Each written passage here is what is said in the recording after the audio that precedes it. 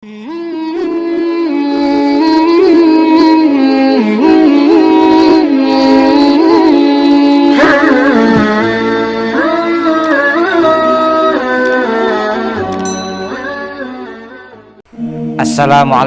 warahmatullahi wabarakatuh. Alhamdulillah, nasta'inuhu wa nastaghfiruh wa na'udzu billahi min syururi anfusina wa min sayyiati a'malina. May yahdihillahu fala mudhillalah wa may yudlilhu fala hadiyalah. Asyhadu an la ilaha illallah wa asyhadu anna sayyidana wa nabiyyana Muhammadan abduhu wa rasuluh. Allahumma sholli wa sallim ala sayyidina Muhammadin wa ala ali sayyidina wa maulana Muhammad. Para pendengar budiman yang dirahmati Allah Subhanahu wa taala.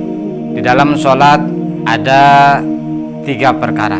Yang pertama ialah rukun, yang kedua sunnah ab'ad, yang ketiga sunnah hayat.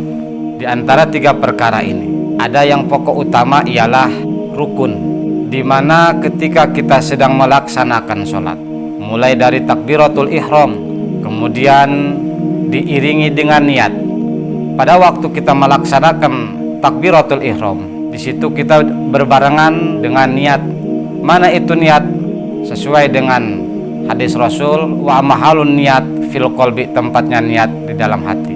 Seperti pada waktu kita Allah, di situ kita mulai mengucapkan, hati kita mengucapkan niat saya melaksanakan sholat, apakah itu fardu maghrib, apakah itu fardu isya, ataukah fardu subuh dan lain sebagainya. Pada waktu kita membaca takbiratul ihram, maka di situ kita harus memperdengarkan suara kita. Artinya kita waktu membaca takbiratul ihram, maka kita pun harus bisa mendengar suara kita sendiri. Begitu juga dengan Fatihah. Pada waktu kita membaca Fatihah, maka bacaan Fatihah kita, di samping kita harus makhrajnya pas, tajwidnya juga pas. Di situ kita harus memperdengarkan suara kita pada telinga kita sendiri. Seperti Bismillahirrahmanirrahim, Alhamdulillahirabbil alamin, Ar-Rahmanirrahim, sampai seterusnya. Tidak bisa kita membaca Fatihah atau takbiratul ihram, suara itu tidak terdengar oleh kita. Kalau sampai suara takbiratul ihram kita dan suara bacaan Fatihah kita, maka sholat kita tidak sah.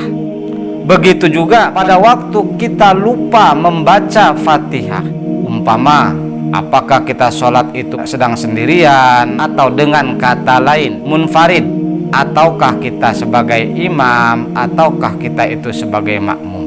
Kalau kita sedang sholat kemudian lupa pada rukun selain daripada takbiratul ihram dan niat, pada waktu kita sedang sujud kemudian kita ingat bahwa kita tadi tidak baca Fatihah, tidak perlu kita batalkan sholat kita. Kita lanjutkan sholat kita, kemudian kita nanti tambah 1 rakaat daripada meninggalkan rukun tersebut. Perbedaan antara sunnah ab'ad dan rukun, kalau sunnah ab'ad yang kita tinggalkan, maka itu cukup disunnahkan bagi yang meninggalkan, cukup dengan sunnah sujud sahwi. Mana itu sunnah ab'ad? Salah satunya kalau di dalam sholat subuh, doa kunut bagi Imam Syafi'i. Apa perbedaan antara rukun dengan sunnah ab'ad? Kalau sunnah ab'ad, ketika kita meninggalkan sunnah ab'ad, maka disunnahkan bagi kita sebagai bermadhab yang bermadhab kepada Imam Syafi'i, disunnahkan untuk sujud sahwi. Mana itu?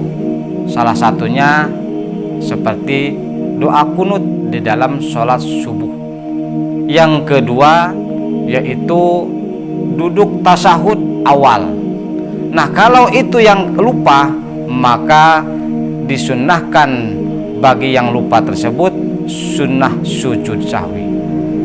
Tapi sebaliknya kalau itu rukun yang ditinggalkan, apakah itu rukuknya, ataukah itu iktidalnya, ataukah itu tumakninahnya, ataukah fatihahnya yang lupa, maka yang harus ditambal tersebut dengan satu rukun. Mana contohnya?